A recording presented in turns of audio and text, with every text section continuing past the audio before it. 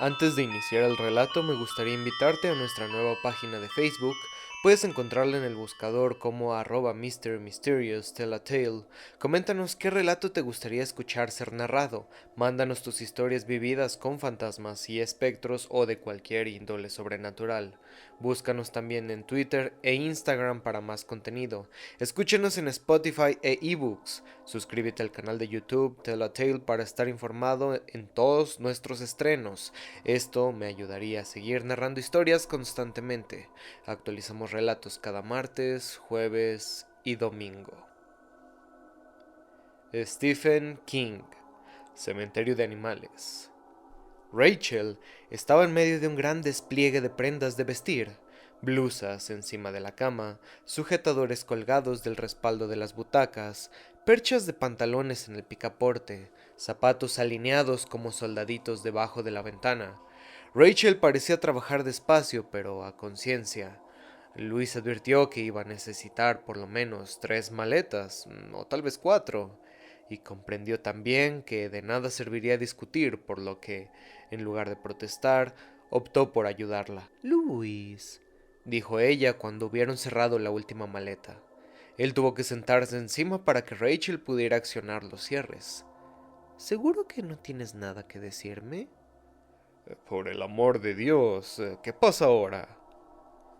No sé lo que pasa, respondió Rachel suavemente. ¿Qué crees que voy a hacer?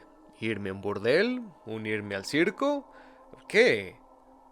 No lo sé, pero hay algo que no está bien. Es como si trataras de librarte de nosotras. Rachel, eso es ridículo. Su vehemencia estaba provocada por la irritación. Incluso en aquellos momentos de angustia le reventaba que ella pudiera leer en él con tanta facilidad. Rachel sonrió débilmente. Nunca ha sabido mentirlo. Él fue a protestar, pero ella le atajó. Ellie soñó que habías muerto, dijo. Anoche se despertó llorando. Entré en su cuarto y me quedé con ella un par de horas. Me dijo que te había visto sentado en la mesa de la cocina con los ojos abiertos, pero ella sabía que estabas muerto y que oía gritar a Steve Masterton. Luis la miró horrorizado. Rachel, su hermano acaba de morir.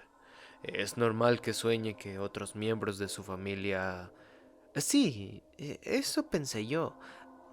Pero su manera de contarlo, los detalles, me pareció que tenía ese carácter de profecía. Rió débilmente. O quizás es que tenía que soñar contigo. Seguramente, dijo Luis. A pesar de que habló en tono racional, se le había puesto la piel de gallina y sentía rígidas las raíces del pelo. Me pareció que tenía carácter de profecía, pensó. Vamos a la cama, dijo Rachel con sencillez. Todas las noches, desde que murió Gage, en cuanto cierro los ojos, allí está Zelda. Dice que viene a buscarme y que esta vez me atrapará, que me atraparán entre ella y Gage por haberlos dejado morir. Rachel, eso es... Sí, lo sé, es solo un sueño. Normal. Eh, Ven a la cama conmigo y trata de alejar esos sueños. Si puedes, Luis. Estaban los dos en el lado de Luis, a oscuras. Rachel, ¿aún estás despierta? Sí. Eh, Quería preguntarte una cosa. Venga. Luis titubeó. No quería causarle aún más dolor, pero necesitaba saberlo. ¿Recuerdas el susto que nos dio cuando tenía 9 meses? Preguntó al fin. Sí, lo recuerdo. ¿Por qué? Cuando Gage tenía 9 meses, Louis se sentía profundamente preocupado por la medida craneal de su hijo, que se apartaba de la escala de Berthier, en la que se indicaban los límites normales del desarrollo de la cabeza del niño, mes por mes. A los 4 meses el cráneo de Gage empezó a acercarse al límite superior de la curva y lo rebasó. No tenía dificultad en mantener la cabeza erguida. Ello hubiera sido un síntoma fatal, pero, a pesar de todo, Louis lo llevó a George Tardif, que estaba considerado el mejor neurólogo de todo el Medio Oeste. Rachel quiso saber qué ocurría y Louis le dijo la verdad. Temía que Gage pudiera ser hidrocéfalo. Rachel se puso muy pálida, pero conservó la calma. A mí me parece normal, dijo. A mí también, asintió Louis. Pero no quiero cerrar los ojos, nena. No, no debes. No debemos. Tardif midió el cráneo de Gage y frunció el entrecejo. Tardif acercó 2 dedos a la cara de Gage. Gage volvió la cara. Tardif sonrió. Louis respiró un poco más desahogadamente. Tardif dio a Gage una pelota. Gage la sostuvo un momento y la dejó caer. Tardif recuperó la pelota y le hizo botar observando los ojos de Gage. Los ojos de Gage seguían la pelota. Yo diría que existe un 50% de probabilidades de que el niño sea hidrocéfalo, dijo después Tardif a Louis en su despacho. O quizá las probabilidades sean ligeramente mayores, pero de todos modos sería muy leve. Parece muy despierto y actualmente con la cirugía derivativa puede resolverse fácilmente el problema, si es que hay problema. Una derivativa es una cirugía craneal, dijo Louis. Es una cirugía menor. Louis había estudiado el proceso cuando empezó a preocuparle el tamaño de la cabeza de Gage y aquella operación que tenía por objeto drenar el exceso del fluido del cráneo del paciente no le parecía tan menor, pero mantuvo la boca cerrada mientras se decía que aún gracias que existía tal operación. Por supuesto, prosiguió Tardif, existe la posibilidad de que su hijo tenga simplemente una cabeza muy grande para un niño de 9 meses. Creo que lo mejor será empezar por hacer una exploración, ¿no le parece? Louis se mostró de acuerdo. Gage pasó una noche en el Hospital de las Hermanas de la Caridad, donde fue sometido a anestesia general y se le introdujo la cabeza en un aparato que parecía un gigantesco secador de ropa. Rachel y Louis esperaban en el vestíbulo de la planta baja y Ellie estaba en casa de los abuelos viendo películas de Barrio Sésamo, en sesión continua en el nuevo video del abuelo. Para Louis, aquellas fueron unas horas terribles, durante las cuales pasó revista a una serie de posibles desgracias, cual peor. Muerte durante la anestesia, muerte durante la operación, leve subnormalidad a consecuencia de hidrocefalia, subnormalidad profunda por idem, epilepsia, ceguera. Oh, existía una gran variedad de posibilidades. Para pormenores consulte con su médico, pensaba Louis. Tardif salió a eso de las 5. Llevaba en la mano 3 cigarros. Puso uno en la boca de Louis, otro en la de Rachel, demasiado atónita para protestar, y otro en la suya propia. El crío no tiene nada. Enciende esto, dijo Rachel riendo y llorando a la vez. Voy a fumármelo aunque eche la primera papilla. Con una gran sonrisa, Tardif encendió los cigarros. Dios lo reserva para la carretera 15, doctor Tardif, pensó Louis ahora. Rachel, si hubiera sido hidrocefálico y la operación no hubiera dado buen resultado, ¿le hubieras querido igual? ¿Qué pregunta, Louis? Contesta, ¿podrías haberlo querido? Sí, claro, naturalmente. Yo hubiera querido a Gage a pesar de todo. ¿Y aunque hubiera sido deficiente? Sí. ¿Habrías querido enviarle a una institución? No, creo que no, dijo ella lentamente. Claro que con lo que ahora ganas hubiéramos podido pagarlo. Quiero decir, un centro realmente bueno, pero me parece que habría preferido tenerlo con nosotros. ¿Por qué lo preguntas, Luis? No lo sé, había sido el acordarme de Zelda, dijo él, asombrado de su aplomo. Me preguntaba si hubieras podido soportar otra vez todo aquello. No hubiera sido lo mismo, dijo ella divertida. Gage era... Bueno, Gage era Gage. Era nuestro hijo. Eso lo hubiera cambiado todo. Hubiera sido duro, sí. Pero... ¿Y tú? ¿Lo habrías mandado a una institución? ¿Algún lugar como Pineland? No. Vamos a dormir.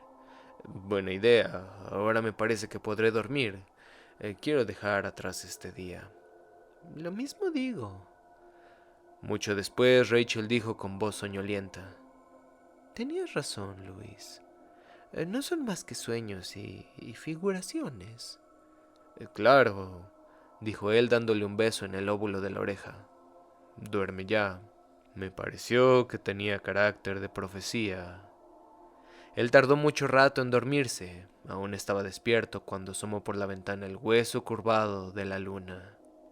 Capítulo 43. El día siguiente amaneció encapotado y bochornoso, y Louis sudaba copiosamente después de entregar las maletas y retirar los pasajes de Ellie y Rachel de la computadora. El tener algo que hacer era un alivio, y solo sintió una sorda congoja al pensar que la última vez que embarcó a su familia en un avión para Chicago en vísperas del Día de Acción de Gracias, el primer y el último vuelo de Gage. Ellie parecía distante y rara. Durante aquella mañana, Luis había sorprendido varias veces una peculiar expresión de especulación en el rostro de su hija. Complejo de conspirador despertando recelos gratuitos, se reprendió. Ellie no hizo comentario cuando le dijeron que todos se iban a Chicago, ella y mamá delante, quizá para todo el verano, y siguió tomando su desayuno, cereal al cacao. Después subió a su habitación a ponerse el vestido y los zapatos que Rachel le había preparado. Había llevado consigo al aeropuerto la fotografía de Gage y ella en el trineo, y estaba muy quieta en uno de los sillones del armazón de plástico del vestíbulo inferior mientras Luis guardaba cola para retirar los pasajes y el altavoz anunciaba con estridencia llegadas y salidas. Los Goldman llegaron 40 minutos antes de la hora de salida. Irving Goldman, muy atildado y aparentemente fresco, con americana de lana casimir, a pesar de que las temperaturas de veintitantos grados, se acercó al mostrador de Avis para devolver el coche, mientras Dory Goldman se sentaba junto a Rachel y Ellie. Louis e Irving Goldman se reunieron con las mujeres casi al mismo tiempo. Luis temió que su suegro significara la segunda parte del melodrama, hijo mío, pero no fue así. Goldman se limitó a tenderle una mano flácida, por murmurando un hola bastante apagado. La rápida mirada de confusión que lanzó a su yerno confirmó la sospecha con la que Luis había despertado aquella mañana, a saber que, la víspera, el hombre debía de estar borracho. Subieron en la escalera mecánica al vestíbulo del embarque y se sentaron sin hablar apenas. Dory Goldman manoseaba nerviosamente una novela de Erika Young, pero sin abrirla, y de vez en cuando miraba con aire de preocupación la foto que sostenía Ellie. Luis preguntó a su hija si le acompañaba al kiosco a comprar algo que leer en el avión. Ellie había vuelto a mirarle inquisitivamente. A Luis no le gustaba aquella mirada, le ponía un poco nervioso. ¿Te portas bien en casa de los abuelos?, le preguntó mientras cruzaban en el vestíbulo. Y sí, papi, ¿me descubrirá el inspector? Dice Andy Pasioca que a los que no van a la escuela los busca la policía. No te preocupes por el inspector, yo hablaré con la escuela y en otoño podrás volver sin ningún problema. Ojalá me encuentre bien en otoño, Dijo Ellie. Tengo que empezar el primer grado. Hasta ahora solo he ido al parvulario. No sé qué hacen los chicos de primer grado. Deberes, tal vez, seguramente. Ya verás cómo estás bien. Papi, ¿aún estás un poquito molesto con el abuelo? Él la miró con la boca abierta. ¿Qué te hace pensar que yo que el abuelo no me es simpático? Ella encogió de hombros como si el tema no tuviera un interés especial. Cuando hablas de él pareces molesto. Eli, eso es una ordinariez. Perdón. La niña le lanzó otra de sus miradas enigmáticas y se acercó a las estanterías de libros infantiles. Mercer Mayer y Maurice Sendak, Richard Scarry y Beatrice Potter, y el sempiterno Dr. Seuss. ¿Cómo se dan cuenta los niños? ¿O qué es lo que intuyen? ¿Cuánto sabe Ellie? ¿Cómo le afecta? Ellie, ¿qué hay detrás de esa cara descolorida? Molesto con él. Dios. ¿Compras estos dos, papi?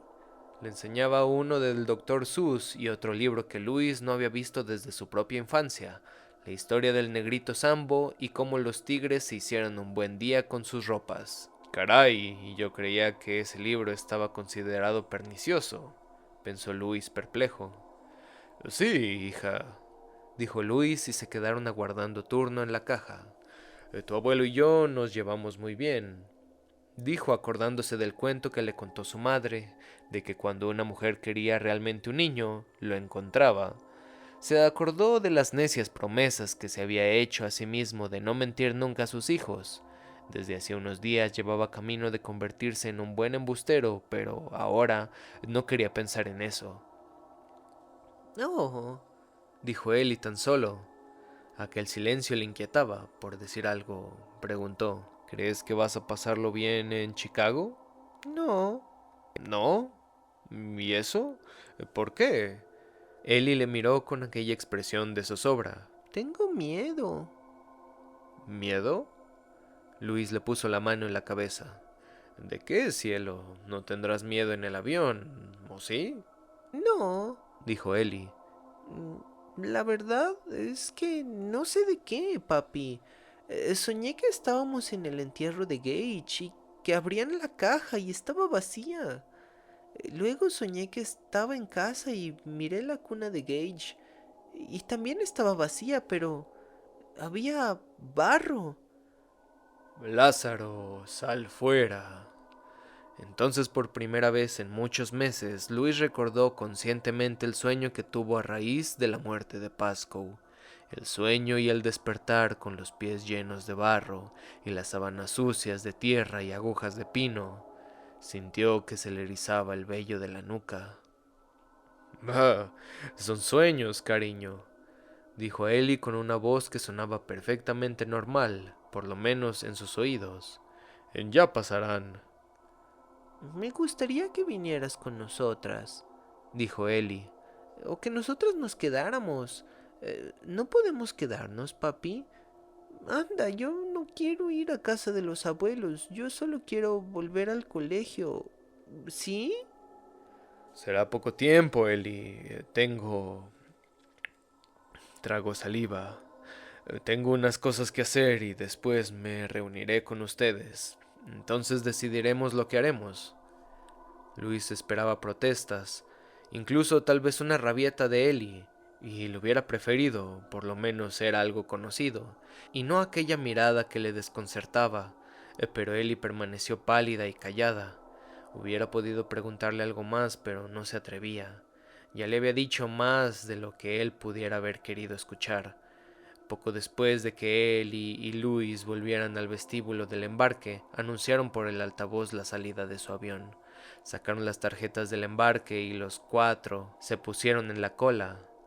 Luis abrazó a su mujer y la besó con fuerza. Rachel se apretó contra él un momento y luego se soltó para que Luis pudiera despedirse de Ellie. Luis tomó en brazos a su hija, le dio un beso en la mejilla. La niña le miró muy seria con sus ojos de sibila. Tienes los labios fríos, papi. Dijo: ¿Beso? ¿Por qué? "Eh, no lo sé", respondió Luis aún más inquieto que antes. La dejó en el suelo. Que seas buena, tesoro, Yo no quiero ir. dijo Ellie otra vez, pero tan bajito que solo Luis pudo oírla entre el murmullo de los pasajeros que iban a embarcar. Tampoco quiero que vaya mami. Vamos, Ellie, estarás muy bien. Yo estaré bien, pero... ¿Y tú, papi? ¿Y tú? La cola empezaba a avanzar. Los pasajeros caminaban por el corredor hacia el 727. Rachel tiró de la mano de Ellie y durante unos momentos la niña se resistió, provocando un pequeño atasco. Con los ojos fijos en su padre, y Luis no pudo menos que recordar la impaciencia que Ellie demostraba en el viaje anterior y sus gritos de «¡Vamos, vamos, vamos!». Papi. «Anda, Ellie, vete». Rachel miró a Ellie y advirtió por primera vez su carita desencajada. «¿Ellie?», dijo con extrañeza y, según Luis, con miedo. «Ellie, no estás dejando pasar». Ellie tenía los labios blancos y temblorosos. Al fin, Consintió en seguir a su madre. Cuando se volvió a mirarle por última vez, Luis vio con franco terror en su cara. Él agitó la mano con fingida animación. Ellie no le devolvió el saludo. Capítulo 44. Cuando Luis abandonó el edificio de la terminal del Aeropuerto Internacional de Bangor, un manto helado pareció caer sobre su mente. Entonces comprendió que estaba decidido a llevar a cabo su plan. Su cerebro, que había sido lo bastante capaz como para permitirle seguir la carrera a base de becas y de lo que ganaba su mujer sirviendo café y pastas en el turno de 5 a 11 de la mañana, 6 días a la semana, se había hecho cargo del problema y se disponía a resolverlo desglosándolo en etapas, como si se tratase de un examen, el más difícil que se le había planteado en toda su vida. Y era un examen que él pensaba superar con la nota máxima, 100 sobre 100. Luis se fue a Brewer, la pequeña ciudad situada en el margen opuesto del río Penobscot. Encontró un hueco para aparcar frente a la ferretería Watson. ¿Qué desea? Preguntó el dependiente. Una linterna grande de las cuadradas y algo con qué hacer una caperuza. El dependiente era flaco y bajito, y tenía la frente ancha y los ojos muy vivos. Sonrió, pero de un modo poco agradable. ¿Se va de casa, amigo? ¿Cómo dice? Que si va a salgamos esta noche con la linterna. Nada de eso, respondió Luis muy serio. No tengo licencia de casa. El dependiente parpadeó y luego optó por tomarlo a risa. Oh, dicho de otro modo, que me ocupe de mis propios asuntos, ¿eh? Bueno, no tengo caperuzas para esas linternas grandes, pero puedo ponerle un trozo de fieltro con una ranura. Así la luz no será más que una raya. Magnífico, dijo Luis. Gracias. No hay que darlas. ¿Alguna otra cosa más? Pues sí, dijo Luis. Necesito un pico, una pala y un asadón. La pala de mango corto y el asadón de mango largo. 3 metros de cuerda gruesa y un par de guantes de jardinería. Una lona impermeabilizante, de 3 por 3. Claro, todo eso lo tenemos, Dijo el dependiente. He de limpiar una fosa séptica, dijo Luis. Por lo visto estoy infringiendo las ordenanzas de la zona y tengo unos vecinos muy curiosos. No sé si me serviría de algo cubrir la linterna, pero tengo que probar. Podría caerme una buena multa.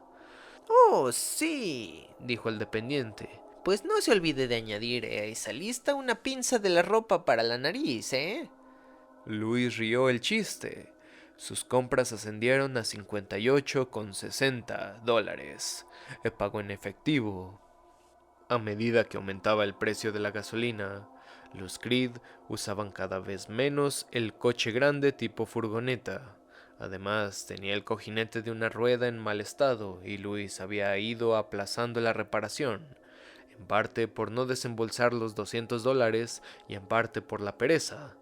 Ahora le hubiera convenido usar el viejo mastodonte, pero no podía arriesgarse a tener una avería. El Civic tenía el maletero muy pequeño y Luis no quería volver a Ludlow con un pico y una pala a la vista. Jude Crandall tenía un buen par de ojos y una cabeza despejada. Enseguida adivinaría sus propósitos. Entonces se le ocurrió que no tenía por qué regresar a Ludlow. Luis volvió a Bangor por el puente de Chamberlain y se instaló en el motel de Howard Johnson, en la carretera de Odlin, cerca del aeropuerto y del cementerio Pleasantview, donde estaba enterrado su hijo. Se inscribió con el nombre de Didi Ramon y pagó en efectivo. Luis se echó en la cama y trató de dormir, diciéndose que agradecería aquel descanso. En palabras de un novelista del siglo pasado, le aguardaba una noche de improbo trabajo, el trabajo de toda una vida. Pero su cerebro no quería reposo. Luis estaba echado en la cama del motel, bajo un cuadro vulgar de barcas pintorescas amarradas a un muelle pintoresco de un puerto pintoresco de Nueva Inglaterra. Estaba vestido, pero sin los zapatos y con las manos en la nuca. En la mesita de noche había dejado la cartera, el dinero suelto y las llaves. Aquella sensación de frialdad persistía.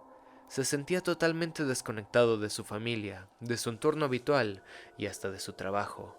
El motel hubiera podido estar en cualquier lugar, en San Diego, en Duluth, en Bangkok o en Charlotte Amalie. Se hallaba en una especie de tierra de nadie y de vez en cuando cruzaba por su mente un pensamiento asombroso. Antes de volver a ver aquellas caras y lugares conocidos, habría visto a su hijo. Repasaba su plan una y otra vez. Lo examinaba desde todos los ángulos buscando posibles fallos y puntos débiles, y se daba cuenta de que estaba avanzando por una estrecha pasarela tendiendo sobre el abismo de la locura. Le envolvía un aire de locura que ponía en sus oídos un aleteo de aves nocturnas de grandes ojos dorados. Iba a precipitarse a la locura. Resonaron en sus pensamientos como en un sueño los versos de Tom Rouge. Oh death, your hands are clammy, I feel them on my knees. You came and took my mother, won't you come back after me? La locura alrededor, muy cerca, acechando. Luis caminaba por el filo de la razón, repasando los detalles del plan. Hoy, alrededor de las 11 de la noche, excavaría la tumba de su hijo, levantaría con la cuerda las cubiertas de hormigón, sacaría el cuerpo de su hijo del ataúd, lo envolvería en un trozo de lona y lo pondría en el maletero del Civic. Cerraría el ataúd y rellenaría la fosa. Volvería a Ludlow, sacaría el cuerpo de Gage del maletero y daría un paseo. Eso, daría un paseo. Si Gage regresaba, cabían dos posibilidades. Una, Gage seguía siendo Gage, quizá atontado, torpe, incluso retrasado. Solo en lo más recóndito de su mente Louis se permitía esperar que Gage volviera a ser perfecto, tal como era. Pero, ¿incluso eso era posible? ¿O no? Pero su hijo, a pesar de todo, el hijo de Rachel, el hermano de Ellie. La otra posibilidad, que de los bosques surgiera una especie de monstruo. Había aceptado ya tantas cosas que no le chocaba la idea de los monstruos, demonios y espíritus malignos del otro mundo que se apoderaban de un cuerpo resucitado que había sido abandonado por su alma primitiva. En cualquier caso, él y su hijo estarían solos, y él haré un diagnóstico. Sí, eso haría. Haré un diagnóstico, no solo de su cuerpo, sino también de su espíritu. Tendré que descontar el efecto del accidente en sí, que él quizá recuerde. A la vista del ejemplo de Church, estoy dispuesto a esperar una cierta subnormalidad, quizá leve, quizá profunda. Según lo que observe durante un periodo de 24 a 72 horas, juzgaré la posibilidad de reintegración de Gage a la familia, y si la deficiencia es muy grande, o si vuelve como al parecer volvió Timmy Butterman, convertido en un engendro del mal, lo mataré. Entonces descubrió que había llegado aún más lejos de su planteamiento de una y otra posibilidad. Como médico, se consideraba capaz de matar a Gage, si Gage solo era el envoltorio de otro ser. No se dejaría disuadir por súplicas ni artimañas, lo mataría como se mata una rata que lleva la peste bubónica, y sin caer en el melodrama, un comprimido diluido, o dos, o tres, o una inyección si fuera necesario. En el maletín tenía morfina. A la noche siguiente, volvería a llevar el cuerpo sin vida a Pleasant View y lo enterraría de nuevo, confiando en que la suerte le acompañara la segunda vez, aunque no sabe si te acompañará la primera, se recordó.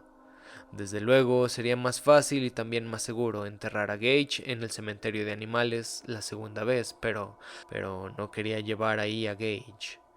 Por muchas razones, claro. Cualquier niño, al ir a enterrar su mascota dentro de 5, 10 o tal vez 20 años, podía tropezar con aquellos restos. Esto era una razón, pero la más importante era más simple. El cementerio de animales estaba demasiado cerca. Una vez hubiera vuelto a enterrar a Gage, tomaría el avión y se reuniría con su familia en Chicago. Ni Rachel ni Ellie tendrían por qué enterarse de su frustrado experimento. Luego, sintiendo el hilo de otra posibilidad, la cual ansiaba con toda su alma para poder realizar. Una vez terminado el periodo de observación, él y Gage abandonarían la casa, se irían de noche. Él llevaría consigo ciertos papeles y nunca más volvería a Ludlow. Él y Gage se alojarían en un motel, tal vez el mismo en el que ahora estaba. A la mañana siguiente, él retiraría los fondos de todas las cuentas y los convertiría en cheques de viaje de American Express. No salgas de casa sin ellos con tu hijo resucitado, pensó ahogando la risa. Y dinero en efectivo, claro. Él y Gage tomarían un avión para cualquier sitio, probablemente Florida. Desde allí llamaría a Rachel para decirle dónde estaba y pedirle que se reuniera con él llevando a Ellie, pero sin decir a sus padres a dónde iba. Luis creía poder persuadirla.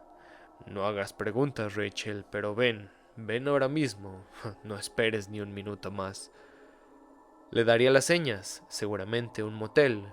Rachel y Ellie llegarían en un coche de alquiler. Él les abriría la puerta y tendría a Gage cogido de la mano. Tal vez Gage llevaría un bañador. Y después...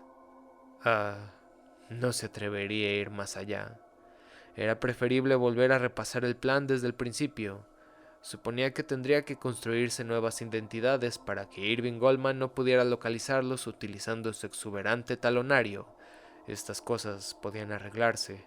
Recordaba vagamente que, el día en que llegó a la casa de Ludlow, nervioso, cansado y bastante preocupado, de buena gana se hubiera marchado a Orlando para trabajar de socorrista en Disney World. Quizá no fuera tan descabellada la idea después de todo. Se vio vestido de blanco, reanimando a una mujer embarazada que había cometido la imprudencia de subir a las montañas rusas y se había desmayado. «Apártese, por favor, apártense. Dejen que circule el aire», decía él, y la mujer abría los ojos y le sonreía con agradecimiento. Mientras su imaginación tejía esta halagueña fantasía, Luis se quedó dormido. Él dormía cuando su hija, en un avión que sobrevolaba las cataratas del Niágara, despertó de una pesadilla en la que todo eran manos retorcidas y ojos estúpidos y crueles. Él dormía mientras Rachel, angustiada, trataba de calmarla. Él dormía mientras la azafata corría por el pasillo para averiguar qué ocurría. Él dormía mientras Ellie gritaba una y otra vez: ¡Es Gage! ¡Mami, es Gage! ¡Gage está vivo! Gage tiene un cuchillo en el maletín de papá. ¡Que no me toque! ¡Que no me toque! ¡Que no toque a papá! Él dormía cuando su hija, ya más calmada, se apretaba contra el pecho de su madre, tiritando, con los ojos muy abiertos y secos, y Dory Goldman pensaba qué espantoso ha sido esto para Aileen, y cómo me recuerda a Rachel después de la muerte de Zelda. Luis se despertó a las 5:15, cuando empezaba a palidecer la luz de la tarde. «Tengo un trabajo improbo», pensó estúpidamente y se levantó. Capítulo 45. Cuando a las 3:10 de la tarde, horario de la zona central, el vuelo United Airlines 419 descargaba a los pasajeros en el aeropuerto de O'Hare de Chicago, Ellie Creed se encontraba en un estado de incipiente histerismo y Rachel estaba muy asustada. Desde el día en que llevó a los niños a McDonald's y Gage estuvo a punto de ahogarse con las patatas fritas, nunca había deseado tanto que Louis estuviera con ella. Si rozabas a Ellie en un hombro, ella daba un brinco y te miraba con unos ojos como platos y tiritaba de pies a cabeza sin parar. Era como si estuviera llena de electricidad. Si mala fue la pesadilla del avión, Rachel no sabía qué hacer. Al entrar en la terminal, Ellie dio un traspié y cayó de bruces. En lugar de levantarse, se quedó tendida en la moqueta, mientras la gente la sorteaba, o la miraba con esa expresión de condescendiente simpatía y despego del que va de paso, y no tiene tiempo que perder, hasta que Rachel la tomó en brazos. «Ellie, ¿estás bien?» Pero Ellie no respondió. Cruzaron el vestíbulo hacia las cintas transportadoras de los equipajes, donde Rachel vio a sus padres esperándolas. Nos han dicho que no nos acerquemos a la puerta, dijo Dory. De modo que pensamos... Rachel, ¿cómo está Aileen? Regular. Hay lavabo de señoras, mami. Voy a vomitar. ¡Oh, Dios mío!, dijo Rachel con desesperación y la llevó de la mano hacia el aseo que estaba al otro lado del vestíbulo. ¿Quieres que vaya con ustedes, Rachel? preguntó Dory.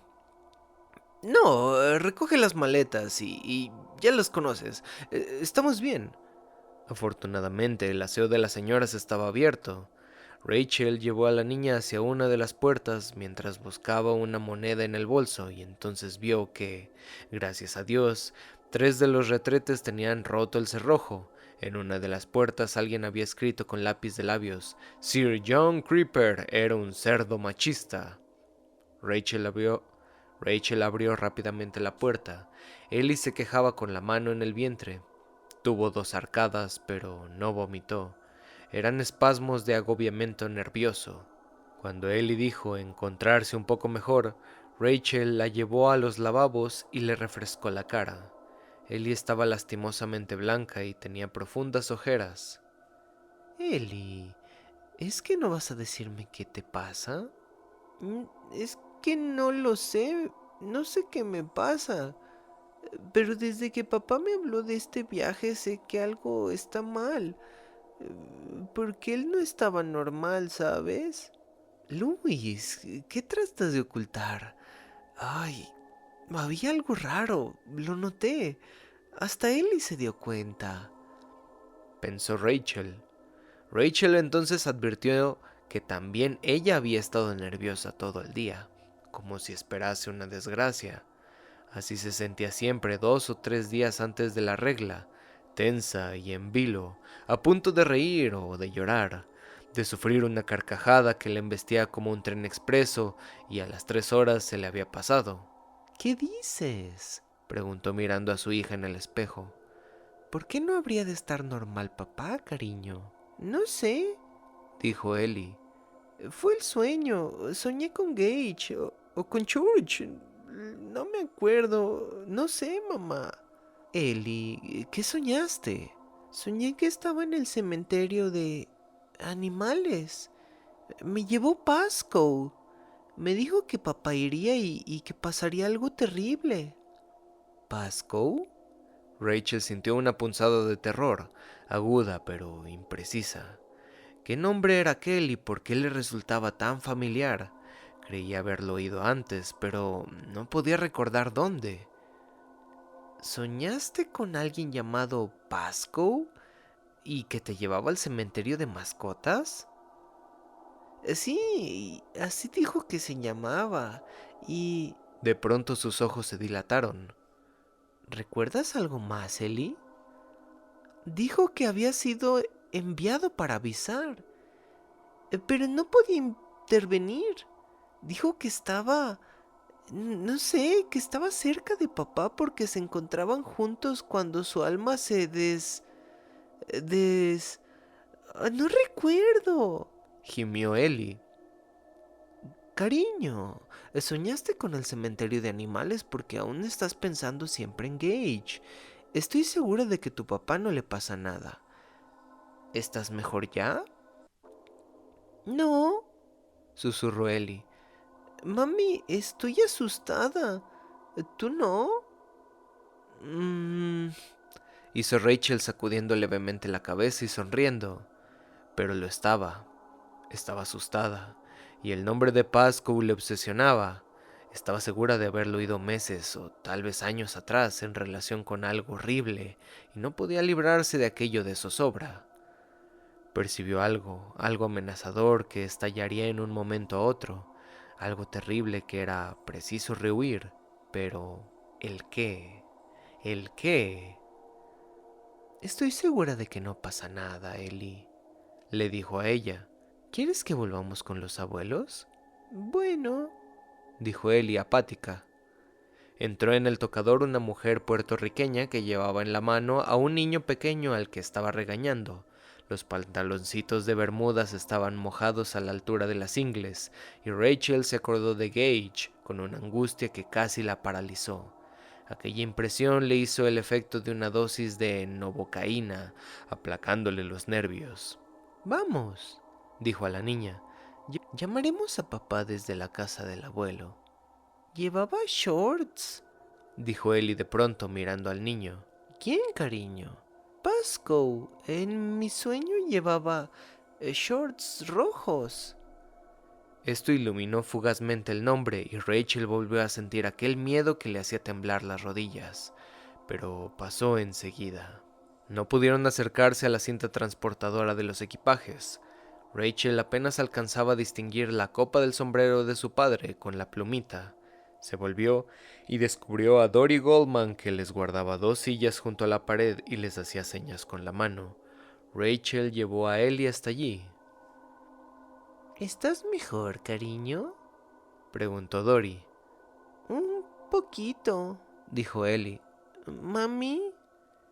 La niña miró a su madre y se quedó en suspenso. Rachel estaba muy erguida en la silla, con una mano delante de la boca y la cara blanca. Ya lo tenía. Había brotado de pronto, con un golpe sordo.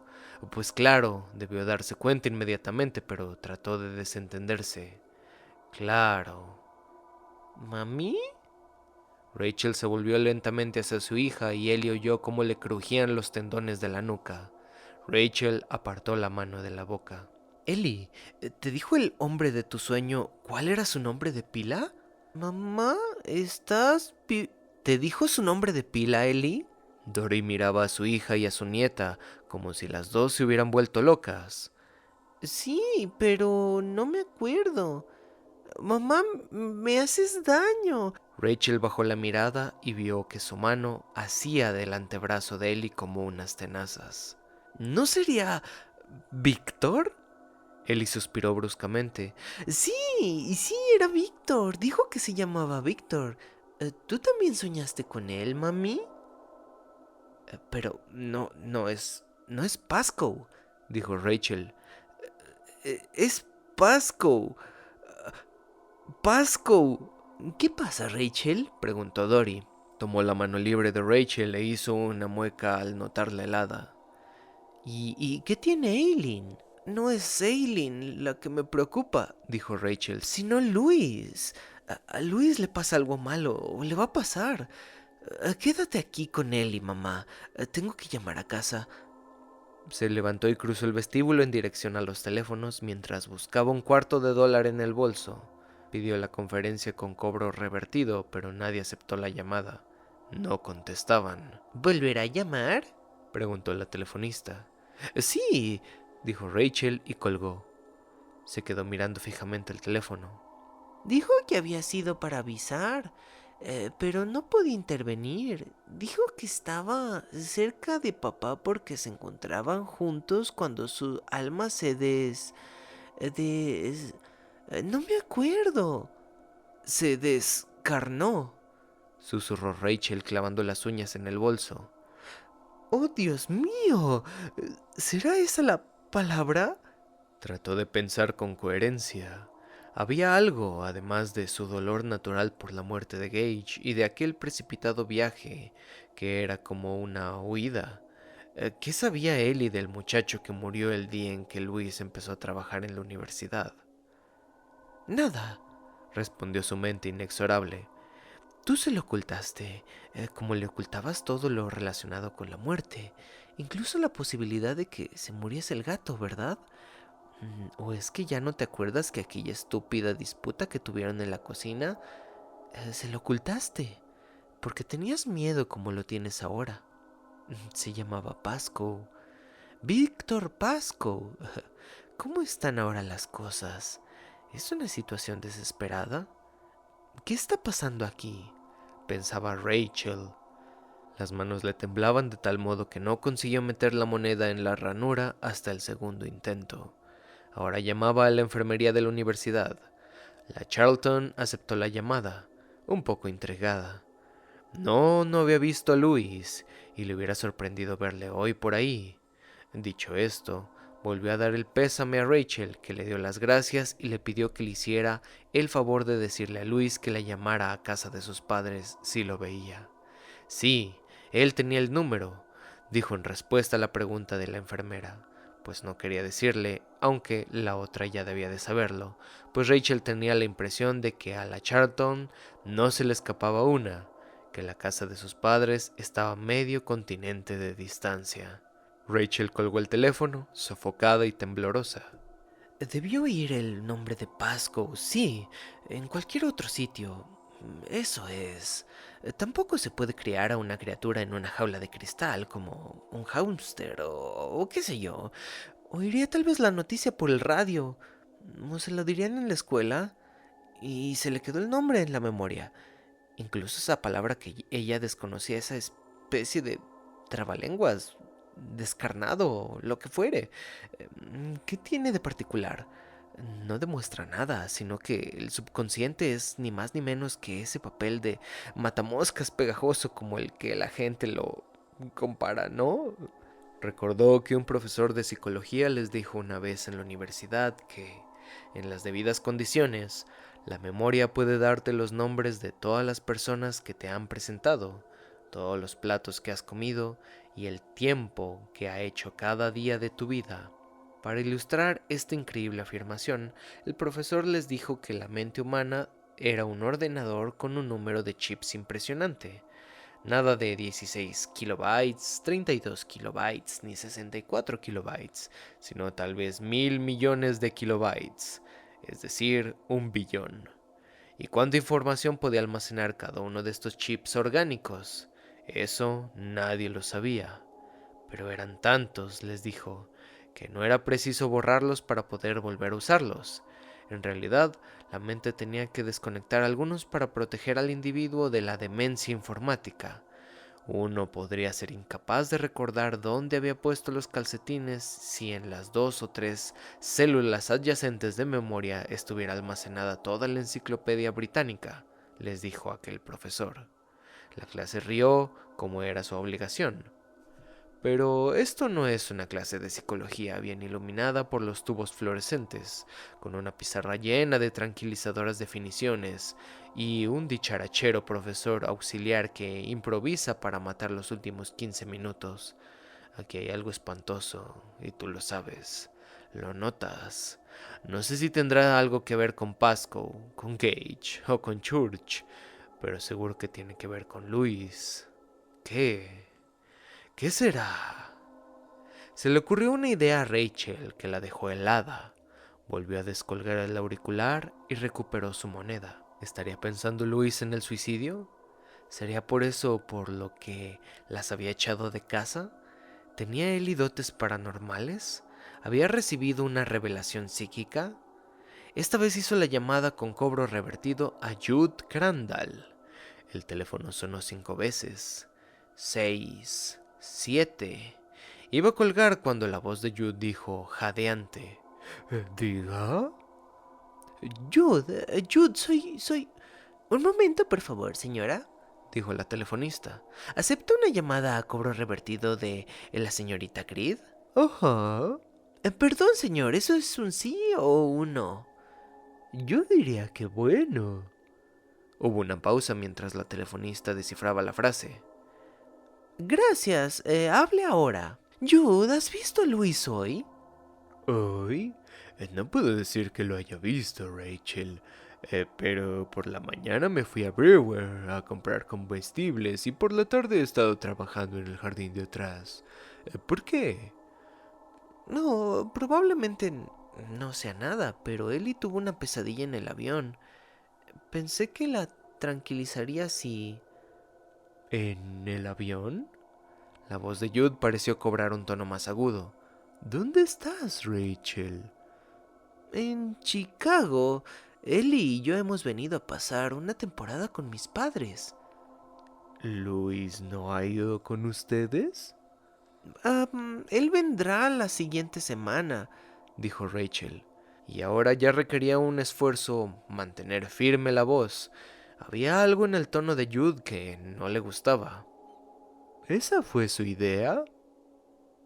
Sí, Jude, ¿pasa algo? ¿Pasa algo malo, verdad? ¿Tú sabes qué es? Tal vez deberías contarme el sueño de la niña, dijo Jude después de una larga pausa. Me gustaría que me lo contaras.